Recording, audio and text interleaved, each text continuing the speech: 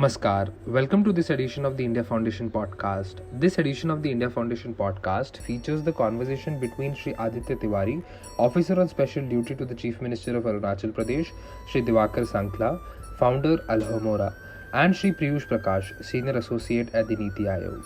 This conversation is on the theme National Education Policy 2020. Let's begin.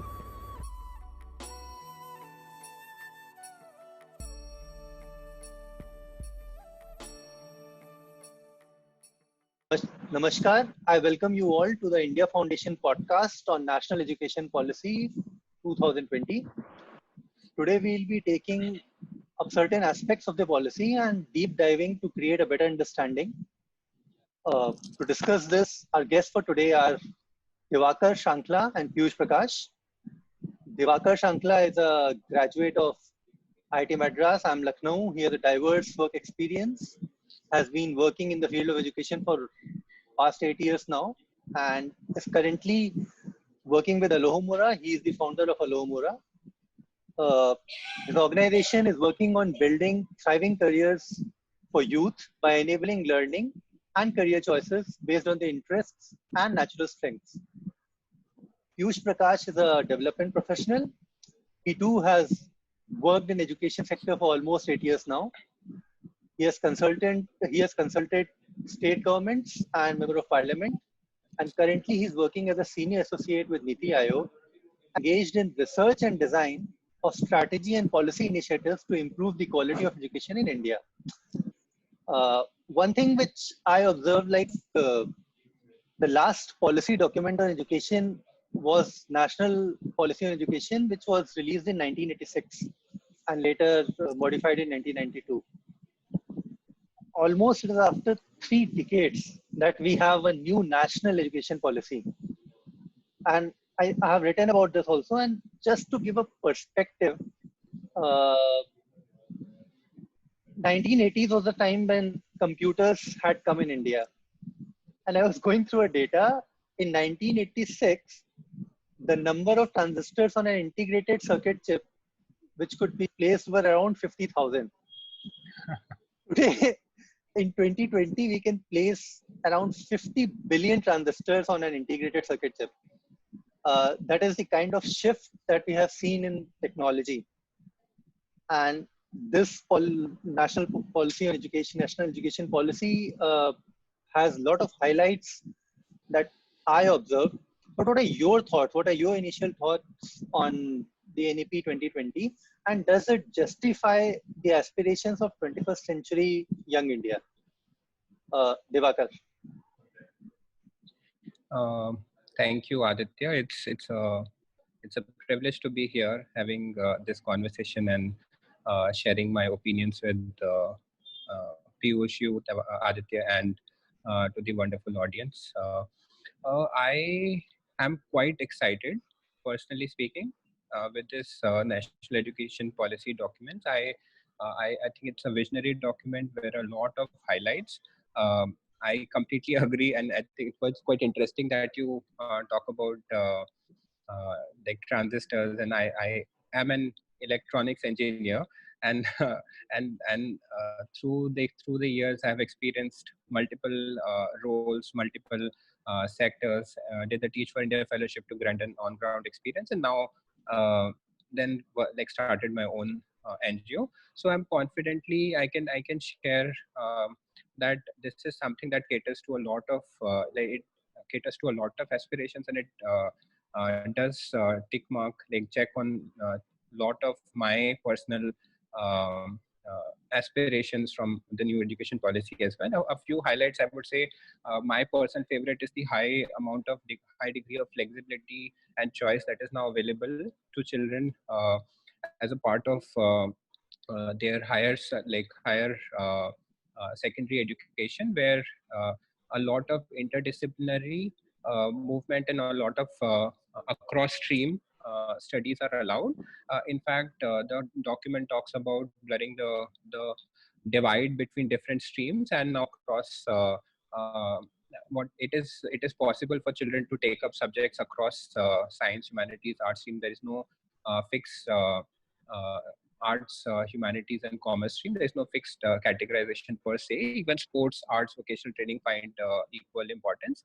To me, Right. that is like the single biggest important initiative. It will take away a lot of focus from just focusing on marks, and now we can actually children can start focusing on learning and learning things that really excite them, that talk to their natural strengths and interests. So I'm pretty excited by this document. Piyush? Yeah. Thanks, Aditya, for having me here. It's a great opportunity to be able to share my thoughts with you all. And as Diwakar was mentioning about the various new things and bold steps the new education policy, National Education Policy 2020 has come up with, I completely agree with him on those points. Just to highlight few more points which I feel are really progressive and very bold reforms that that NAP 2020 talks about. It's about like Piyush, bringing the sorry to interrupt. Just can you come a bit closer to your computer? Yeah, sure. Yeah. Is this audible now? Yeah. Yeah. Yes, So better. should I start again? No. Okay, from You here. can start. Yeah. So I was Yeah. saying that there are few elements which I feel are very progressive and in fact quite a bold move that the NAP has talked about. Which one is like ensuring that by 2030 all the children from age group 3 to 18 are in school. That's 100% GER. That's a huge commitment on the part of the government and the policymakers. And if you see on the equity front, especially, they are talking about bringing the provision of breakfast in the schools. And there are a lot of Yes. data and study which says that health and nutrition is a direct correlation with your performance in the classrooms. So Right. that will help a child from a disadvantaged background to be able to perform to his or her best potential. And similarly, if you look at the higher education side, there also we are aiming to achieve a GR of 50% by 2035. And in addition to that, which Diwakar was also mentioning about multidisciplinary approach, on another aspect which I really liked was about multiple exit and multiple entry option. So Right. I, as an individual, choose that at this point of time I want to work or I want to study, given my financial or social conditions. Right. So that's a really progressive move. Yeah. So broadly, yeah, it's the policy is an amazing one. A lot of progressive things in the policy to look for. Okay. Thank you for your initial comments. Diwakar, you were part of top 6 teams globally at the Youth Summit 2016, which was organized by World Bank Group. Its theme was rethinking education, innovative ideas to transform education. We have been hearing a lot about the skill called learning how to learn. It was mentioned in the TSR Subramaniam Committee report. It was mentioned in the Kasturi Rangan report. The National Education Policy talks about learning how to learn. Can you explain what is the meaning of the skill and why is there so much talk and so much focus on this skill today? Yeah. No, I think that is an extremely exciting part of the policy, as well as an extremely important question to discuss and understand. Let me first quickly touch upon why is learning to learn so critical. And there have been multiple reports, multiple articles. One report by World Economic Forum in I think 2017 pointed out that 65% of children entering the primary education right now will be in jobs that don't even exist Right. currently. Right. So the world is changing in dramatic forms and shapes, and the kind of jobs and the kind of opportunities that are available in the world, those are also shifting. So COVID is a real example in front of us. 4-5 Right. months back, the amount of uh, digital digital adoption, the acceptance of how what all can be done digitally was much lower than what it is right now. So COVID in a lot of senses actually changed the world in a way that there is acceptance to digital mediums, and it is cutting across income segments. It is not just that the elite are now more accepting of the new reality. I think across income segments, people are moving to digital mediums and platforms. They're accepting this is a viable medium of learning and of change. And this is just one of the examples which is completely shifting the whole work, like the whole workplace, the whole scenario of jobs. And Right. hence, to be relevant in future, if the jobs are going to change, it is extremely important that the children and youth of today's world should have the ability of to upskill themselves as the need arises. Right. They should be self-aware, and they should have the aptitude and the agency to actually start thinking of their careers as a long-term marathon and not just a short sprint. Right. So that is why I believe learning to learn is absolutely critical. And also the sustainable development goal 4 also talks about ensuring inclusive and equitable quality education, which promotes lifelong learning opportunities for all. So very, very clearly the focus is long term growth and development, not just short term academic achievement or short term Right. jobs. Now, coming to what is learning to learn, right?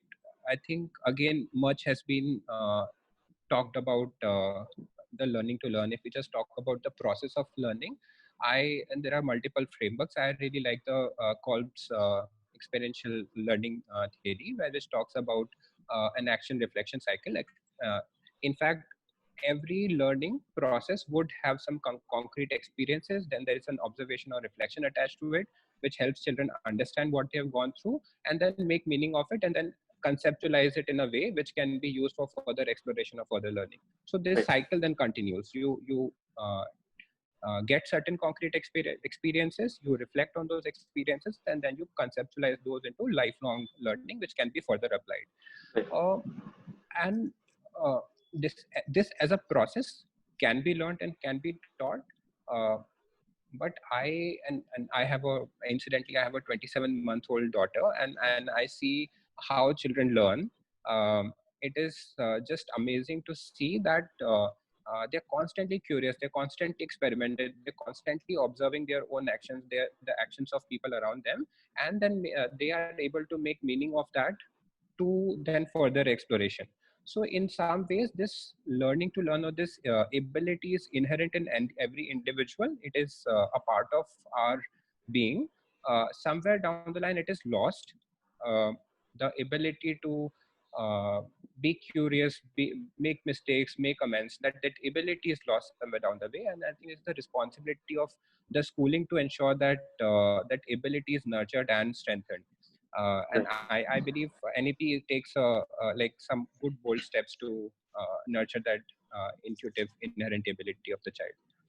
So you have been basically, like in our previous conversations also, you often use this example that if there's a seed of mango plant, you just have to provide Yeah, it the right environment and it will grow up right, into a mango plant. If they right, so the overall attempt till now by our education system had been to make students into somebody or something instead of correct, providing them correct, that right environment. So will this skill right. of learning how to learn help students achieve their own potential? No, most definitely. I completely agree to what you're saying. I strongly believe that every individual would have some potential inside them, and all what we need to do as educators and as the system is to provide that fertile ground for the abilities to come out. I believe choice is an important and extremely important part of it. If there is force and if there is coercion, if there is fear, then learning cannot happen. So I believe national education policy, when we are making way for so much flexibility and choice, that is a very welcome step for the child to continue to be naturally curious and to explore things based on interest, and not just with the external coercion or force of getting marks, or say expectations of parents saying science is the best stream, and hence if you are not enrolled in a science team, then you're not a good student. I think those are some of the things that the policy aims at breaking. I also feel that there is a lot of emphasis in the policy on conceptual understanding and not just rote learning, and like uh, Yes. uh, reproducing that understanding in the exams to get marks. In fact, a lot of ideas of peer evaluation, self-evaluation are extremely welcome steps where the child will be able to actually live that experiential learning cycle and then inculcate and like strengthen the inherent ability of learning, which will enable the child to do really well in life. So that is something that I'm feeling excited about. Okay. So you mentioned about rote learning. Piyush, Yeah. you have a perspective of a theoretician, like you have studied education formally. You also have a practitioner's perspective. Some of the data mentioned in the national education policy is, to say the least, scary. Large proportion of students currently in elementary school, estimated to be over 5 crores, have not attained foundational literacy and numeracy. If action is not taken soon, over the next few years, we could lose 10 crore or more of students from the learning system to illiteracy. I think this will be more than populations of so many countries. Can you explain the challenge of foundational literacy and numeracy and what is the way forward? And can you, if possible, link it with this skill of learning how to learn? Right, yeah. So just taking a step back to what Diwakar was mentioning about learning how to learn. And if you see about what the policy talks about is about making sure that every child acquires foundational literacy and numeracy, which is the ability to do basic mathematics, addition and subtraction. And at the same time, you are able to read and comprehend something. So Right. once, let's take for the sake of argument that if a child is able to read and understand a particular text, that paves the way for a self-learning process, right? So if you are able to comprehend something, read something, so you can explore the whole world, provided you have the resources to do so. And as you rightly mentioned, if you see all the all the data reports from ASER or be it from NAS scores, they all point that since a decade, the learning outcomes have somewhat declined or has stagnated.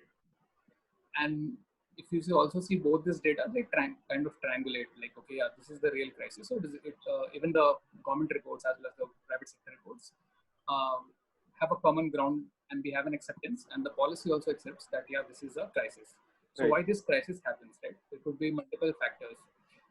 One of the analogy which I normally use or while discussing things is about a tap which is open, and you have a wiper and wiping out the water from the floor, right? So this tap, we are talking about early childhood education. And if you see, most of the kids from government schools who come into government schools have attended the Anganwadis or some of the other low-income preschool things, right? So if we take that as a reference point, and we see when the kids are entering grade 1, on an average, you'll find like hardly 30% of the kids are school ready. And even after completing grade 1, close to 45 to 50% are able to identify letters or identify alphabets. So somehow it is pointing out towards the leakage that is happening right before they enter the school. And the National Education Policy 2020 has rightly identified that problem or the source of the problem. And the focus is on now to strengthen the Anganwadis. They also, and that's how they have created a new stage called the foundational stage. Yes.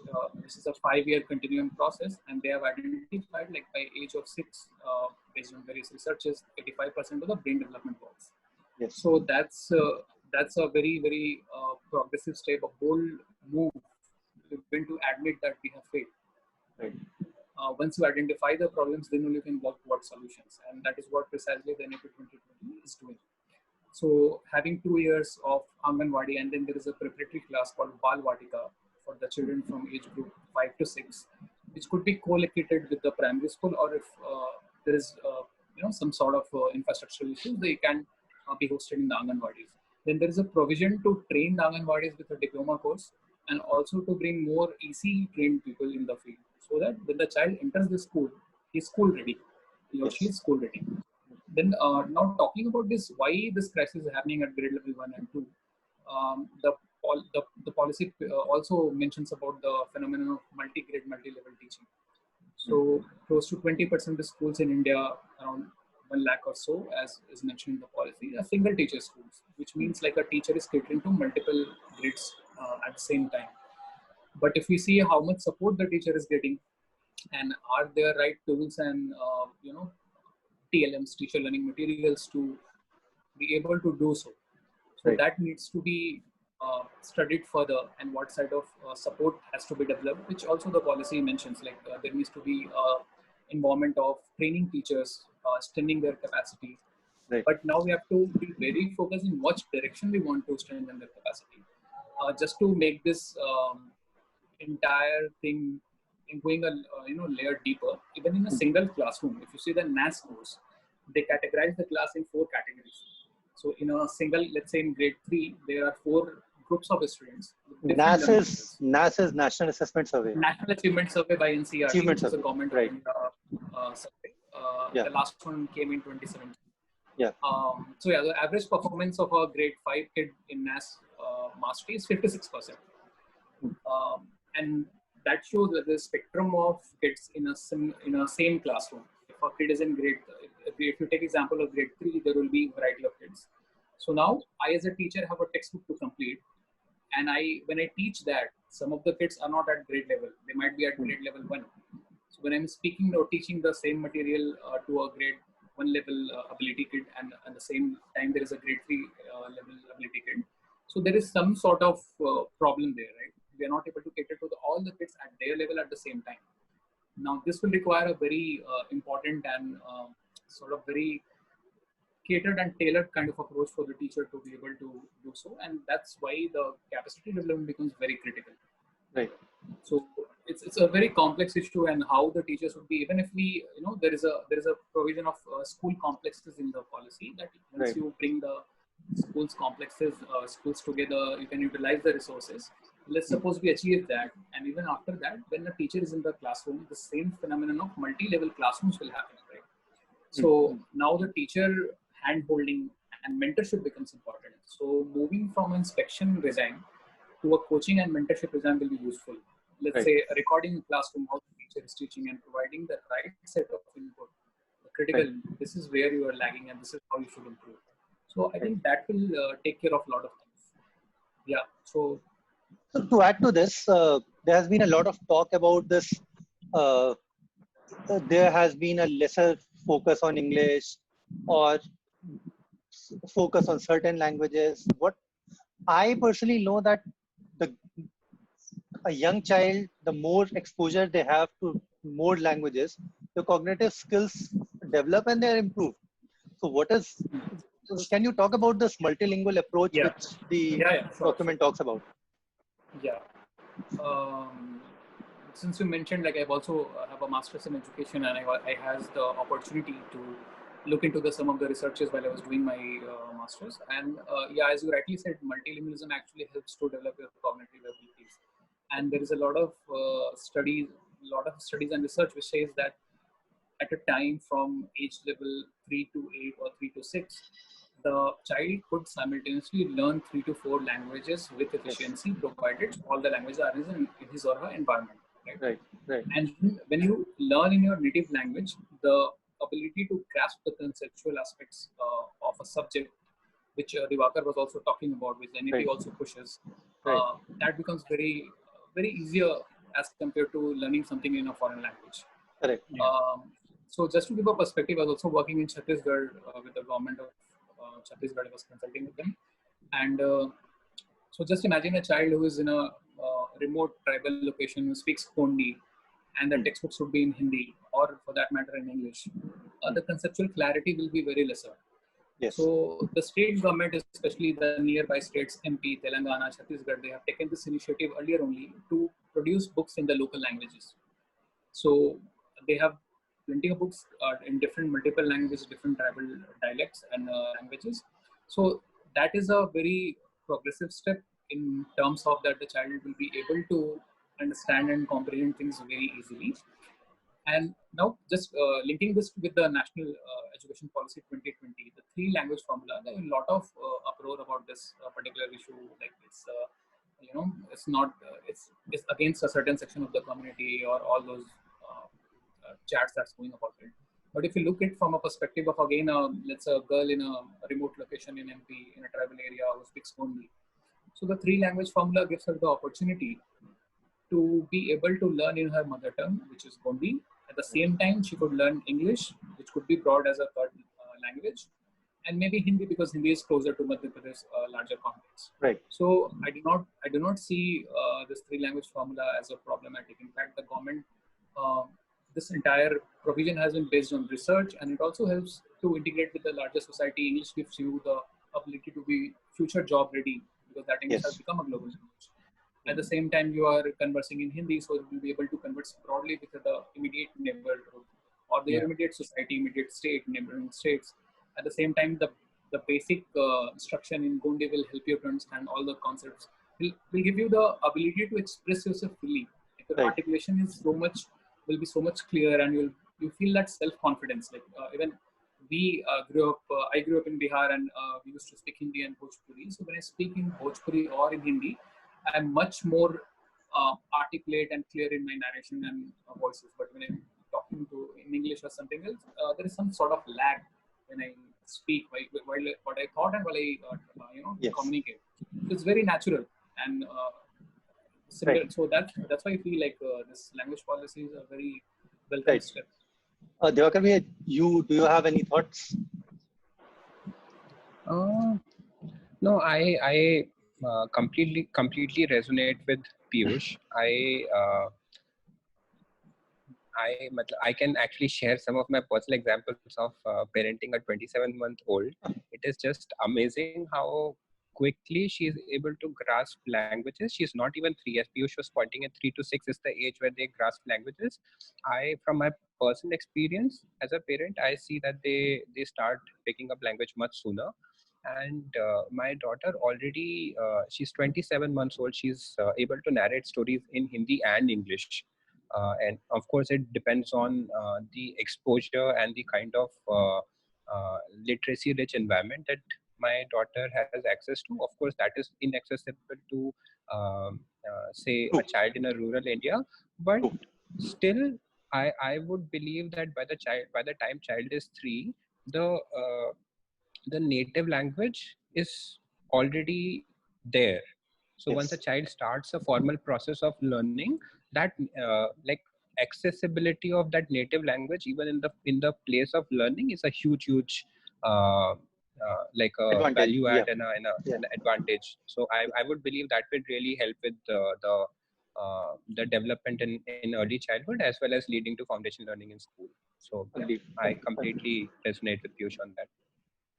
So one more aspect which has been talked about and has been in discussion is the shift from in school structure from 10+2 to the current to 5+3+3+4. Now 10+2, if I'm not wrong, was introduced by the Education Commission in '66. It brought in a certain sort of uniformity to our schooling structure. But in my personal experience as a teacher as well as a student, and from what I have read, from what I have seen, I think that that structure was not contemporary, was not providing the uh, requisite skills which is required for a 21st century world. And this 5+3+3+4 breaking down the schooling into these 4 parts in accordance with the age groups. I personally think that it's a very transformative and a very positive step. Can you explain what is this 5+3+3+4 model? Will all the school buildings be shifted? They will have to be transformed? Or can we implement this very model in the existing school structure, in the existing school buildings? And what is precisely this 5+3+3+4? Everybody is talking about these 4 numbers. Can some of you, like Diwakar, Piyush, any one of you, explain what is this structure? What are the advantages of this structure? And what are the fundamental changes that you perceive that will happen in the schooling structure? Diwakar, you can go ahead.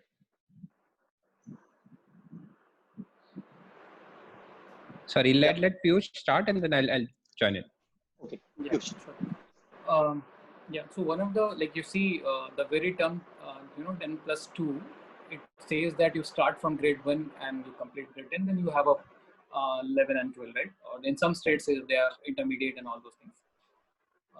But the moment it says 5 plus 3 plus 3 plus 4, this 5 becomes the most critical and the biggest change we are going to see in the NEP 2020. Yes. This 5 refers to the 2 years in Anganwadi. So basically 3 years before the grade 1 starts, which is 2 years in Anganwadi and 1 year in a preparatory school, a preparatory class called Balvatika. And the next 2 years for your grade 1 and 2. So this 5 actually expands the ambit of education from 12 years to 15 years. Right? You're already getting schooling from 10 plus 2 and now you have additional 3 years. And it recognizes that early childhood education is the most critical thing. And that's why it has been expanded. As I already mentioned previously, the data points and how how things work. So this will be the most critical change, which will make the child, one, school ready, two, by grade 2 they will be able to read and write and comprehend things. They will also be able to do basic arithmetic, which was also there earlier as well. It's not a new thing. It's just a more focused approach. Like we used to call it 3R or LEPs, learning enhancement programs. So it was already there. It's now that because it had been brought as a centerpiece, so everybody will align to achieve that. So the achievement was not there earlier. It was to a certain extent. So this 5 years will prepare the student to take up, advanced studies. Let's say even if the kid enters into grade 3, then your subjects like EVS also comes up. Complex mathematics, let's say multiplication, and in grade 4, 5 you have division and all that. So this base of 5 years will prepare you to take up all this. So essentially that, and they're calling the 5 plus 3, the component, as a preparatory thing. So once you have this foundation, then you prepare yourself for higher studies when you enter the middle schools, when you're exposed to social sciences, you're exposed to science subjects, which are dealing into more of the complexities like maybe physics, laws of motion, chemistry, chemical equations. So you're having a sound foundation, then you prepare yourself to enter the second phase. So and the idea is more about to categorize these stages in map with the child development. Right. So that's critical. And they're saying it should be age appropriate. Even the curricular changes that have been talked about, they're talking about conceptual learning and mapping it to the the psychological development of a child. Right. So that's the qualitative changes I see. But in terms of structure after grade 3, after primary, more or less the structure remains same, and it is possible to cater to this particular provisions within the existing structure. So already we have the integrated Samagra Shiksha, right? We are talking about the school as a continuum. So we'll have to see if the policymakers want to extend it to pre-primary, and there is involvement of WCD, Women and Child Development, involvement of health and nutrition. So how things will work out, that will be very critical to implement this as desired. Yeah. So coming back from what I understand is 5 is it's given in the document that it is for age group of 3 to 8. 5. Right. Then 3 is 8 to 11 years old, which is I think class 4 and 5. Class 3, 4 and 5. Yeah, 3, 4 and 5. Yeah. And then you have from 11 to 14, class 6, 7 and 8. And then it is 4 from class 9, 10th and 11, 12. Yeah. So is there a logic to breaking this in this format? Like first you have till grade 2 where you are essentially focusing on basic cognitive skills. Class 3, 4 and 5 you are building up on certain skills on arithmetics, reading, writing. Class 6 is the time when you are actually introduced to concepts.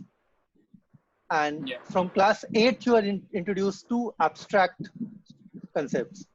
So Diwakar, in your experience with Alohomora, you deal with a lot of young adults.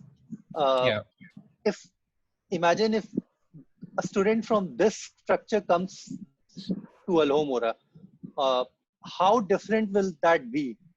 Yeah. Uh, So let me quickly just comment on the structure, and then yeah. I'll answer this question. Right, right, And like Piyush was mentioning that this kind of formalizes or integrates the pre-primary education, and like when we are talking of it as five, the first batch, then it becomes one chunk which is uh, uh, as important as first and second grade. So that this the right. formalizing of structure is extremely critical. And I also want to point out that I had read this statistic somewhere that almost 60% schools, all primary, private included, in India, 60% of all the schools in India are only till fifth grade. Yeah. So, and if we talk about 10th grade schools reaching 10th and above, it is probably less than 15%.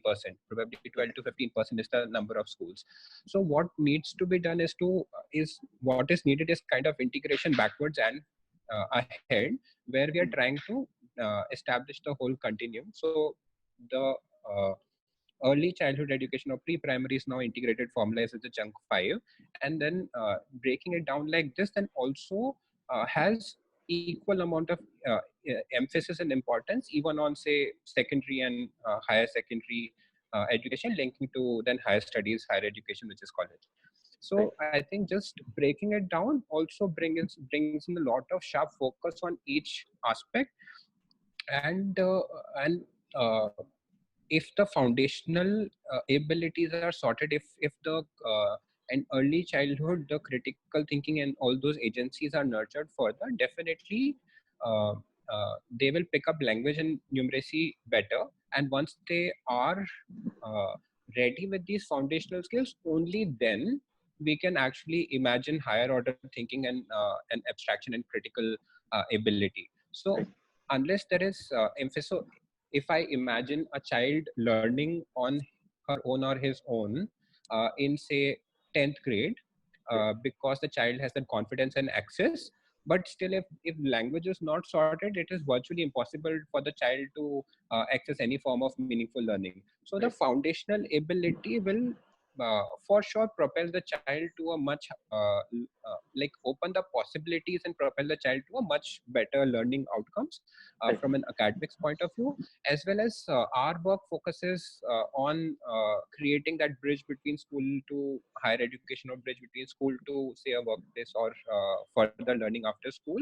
And I believe that the child coming from this kind of a setup will not only have better foundational numeracy, literacy and the foundational skills, but also have that self-awareness and the confidence to actually start imagining a career path or a path which allows lifelong learning. The child is not Right. really stuck in one stream or bucketed in a way that closes down the world for the child. I think this breaking it down like this ensures enough amount of focus, and that multidisciplinary approach will allow enough amount of focus in higher grades to allow the child to actually, like, truly imagine a lifelong learning scenario and not just being bucketed by their choices in school. Learning won't end So with I school. again, correct, learning possibility of learning continued, like truly Continues. learning continuing is Yeah. then becomes much better. And on the Alohomora question, like your experience with young adults. So I think one thing that I had initially pointed out in my comment as well, that the education incentive, or the society in its current form, incentivizes marks and Yes. not incentivizes learning as much. Right. So even when there is a latent demand of learning, the whole question being asked of a young adult is, भाई क्या तुम्हारे board में marks आ रहे हैं? Marks. In fact, the whole schooling structure is also just tracking what is the pass percentage. So not even tracking the amount of marks that they are getting, Yeah. because Yeah. that in itself is something that we are kind of grappling with.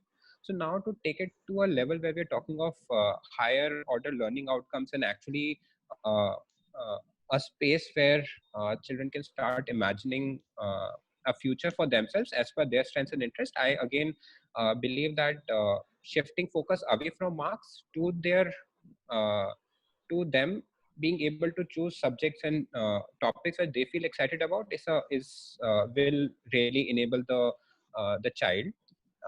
That is like the first thing. The other aspect of dealing with young adults is also dealing with their aspirations. So Right. when we talk of a rural India versus an urban India, the aspirations are different based on the exposure, and of course the peer influence and their peer networks are different.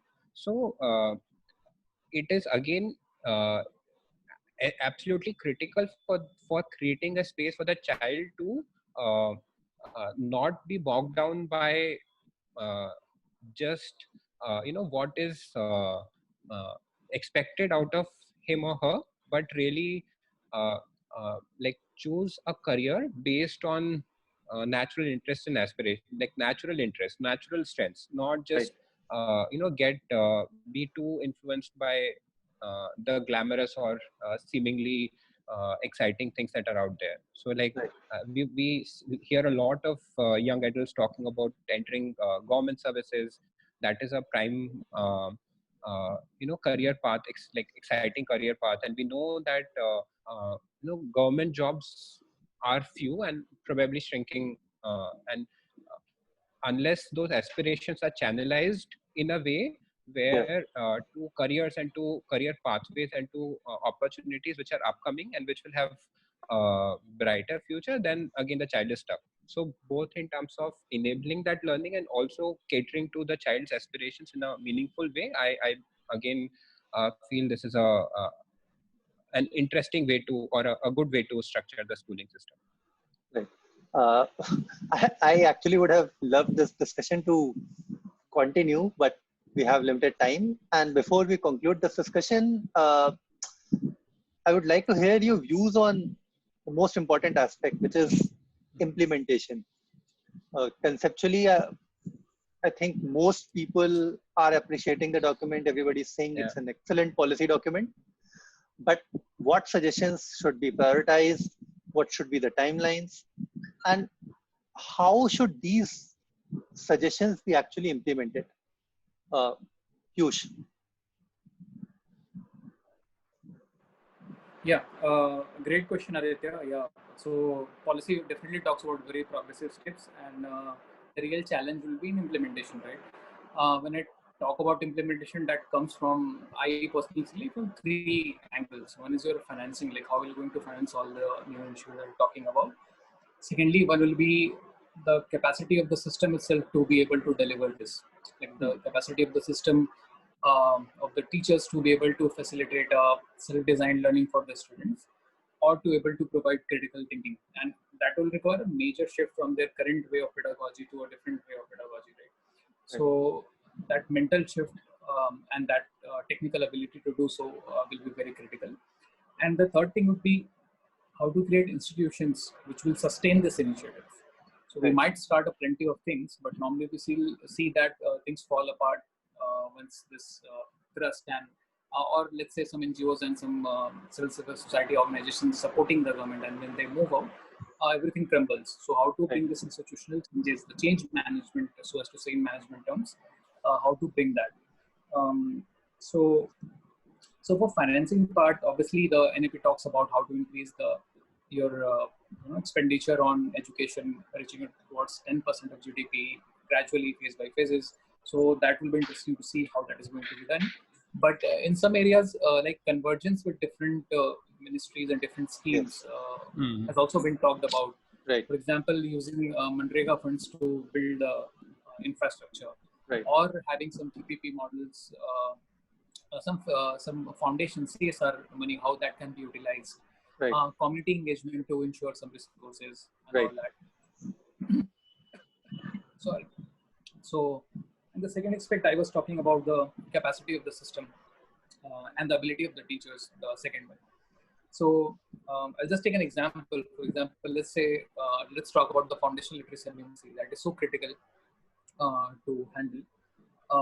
But there is a very imminent danger that lies here. If you see what we're saying that all children till primary will be able to achieve, do some basic only addition and subtraction and reading of text and comprehension, right? So that's the goal that we have set up for ourselves. Now the danger which I'm talking about is that if the goal dissemination, the like aim dissemination goes like, okay, this is what we have to achieve, then it might be possible that the teachers and the stakeholders will think, okay, this is the thing, this is the only thing that we have to achieve. And as I was talking about a spectrum of kids in the classroom, there will be some kids who will already be at their grade level, right? Yeah. So the teacher starts their teaching to achieve this basic skills and not the grade level mastery. We'll be again doing a great amount of inequity or injustice to the kids who are at their grade level. At the same time, if we are, teaching some, let's suppose grade 3 or grade 4 or grade 2 for that matter, and we are even completing the syllabus and the books, the textbook that's there, and the kid who's at the very lower level, and if we are not able to, provide the instruction at his or her level, then again there is injustice to that kid as well. So how to balance this? How the teacher should be kind of provided the technical support, the pedagogy, and the skill sets to handle this. At the same time, the goal dissemination. So I would love if it would have been a little more ambitious in saying that, okay, we'll achieve grade this basic competency, foundational literacy and numeracy, but we also try to achieve grade level mastery for, let's say, X% of the children in the classroom. So that way we're not holding back other kids from learning. The another thing which might be possible that the policy also talks about measuring this growth at grade level 3, 5, 8, and 10 using some standardized assessments, right? So there is a very popular phenomenon called teaching to the test, and there are a lot of studies and research which have captured this. So the moment they know that, oh, this is the test for which we will be judged, our performance will be judged. Teachers normally, it's very natural. Even we as a individual, when we prepare for some examination, we take care of the syllabus and the various papers, and we teach to that. Backward planning might happen. Yeah, backward planning. Yeah. So that's a possibility. Okay, so we'll have to be careful while we disseminate this information or goal. Right.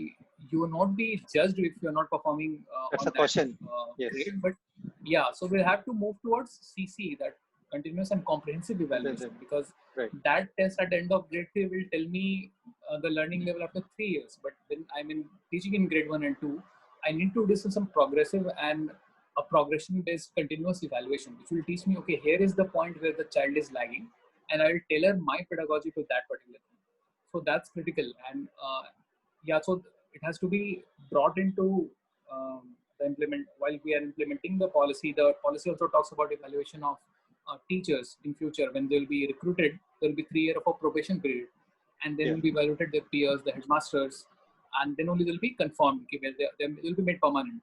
So it will become very, very critical, because if that is at stake, I'll try to score more on that grade 3 or whatever assessment that will come up. So these elements needs to be incorporated, because what we measure is that where the people will perform. So we also measure the gradual growth of the child. I'm just proposing bouncing of thinking aloud with you all. Maybe let's suppose we have a self-defined learning goal. We have a self-defined outcome goal for a kid developed by the teacher itself, doing a baseline where the kid is at present and what is the potential for him or her to reach at the let's say at the end of year 1. And we have that goal, and I might be evaluated on that, considering in factors the student absenteeism, other factors. So it will be variable from class to class. So that sort of approach will provide the opportunity to the teacher to use this play-based and activity-based pedagogy and methodology to cater to the higher order thinking. Even grade 1 and 2 kid can think critically, right? For grade 3, 4 and all. So we need to provide that environment which Diwakar was talking about. Yeah. I'm not sure how that will be uniformly implemented, but that's a suggestion well taken. Diwakar, your views. I concur. I agree with Piyush. I have a slightly different take on the challenges. I believe that the biggest change that I see is in a lot of ways we are reimagining the role of a teacher. We are we are saying that till now the teacher has been working in a certain or transacting in a certain way. Now we not only want to change the method, the pedagogy of teaching, but we also want in say in higher grades or in provide that flexibility of choice. Yeah. Now and which then what we are done now we are getting at is then schooling education then actually develops students and youth in a way that they are able to access the new opportunities in the world. Yeah. But now what challenge that I foresee is there's a lot of uh, attitudinal shift that is required at a deep mindset level. It is not Yes. just about capacity building. It is about how teachers perceive their role, how society perceive education, how children perceive their career. So in a lot of way, we are proposing something that Yes. is so out of the normal Yeah. that the change management that Piyush was talking about is extremely important. So to me, definitely capacity building is required. But what also needs to happen is to start building a narrative around careers, is to start building a narrative around learning, is to start building a narrative around the potential of the role of a teacher. We are saying that now the teacher is will start looking more and more like a facilitator and not just a content provider, because content is freely available using digital medium. So how do we build the capacity of the teacher, but also build the shift the mindset or thinking of the whole system, even parents for that matter. I think we really need to engage with the society and the community and the parents a lot more Yes. to start shifting the needle from rote learning to actual meaningful learning. To me, that is the biggest challenge, and that requires a lot of conversation, a lot of uh, uh, I don't know, lot of digital mediums, lot of different kind of mediums to actually take the key message to students and to parents, and not just focus on capacity building of teachers. So the systems, attitude systems, mindset have to shift, and that needs to be communicated in an exciting manner to the child and the parent. So that is something that I feel is a big implementation challenge. Apart from, of course, the systemic things Piyush was. Totally agree with you, Jakar. And I was very impressed by the timelines, the bold timelines which have been given in the document. Yeah. And it is not the responsibility of only schools and teachers to teach the kids. The ownership comes on the society. And like you said, it is very important that society takes back the ownership of the schools, because schools are the institutions which are teaching their own kids. And we all have to actually work on a mission mode to complete those, to achieve those timelines. And it is each one of us, our responsibility to work and achieve these goals. And on that note, I think we'll conclude the discussion today. It was a fascinating discussion. You both had very interesting and fascinating inputs. I'll just conclude the discussion here with the hope that we go on to achieve what Mandukya Upanishad says, Sa Vidyaya Vimuktai. We go on to provide education which is liberating for the student as well as the society. Thank you very much, Divakar. Piyush. Thank you, Aditya. Thank you, Aditya. Thank you so much for listening to this edition of the India Foundation podcast. Do like, share, and subscribe the India Foundation channel.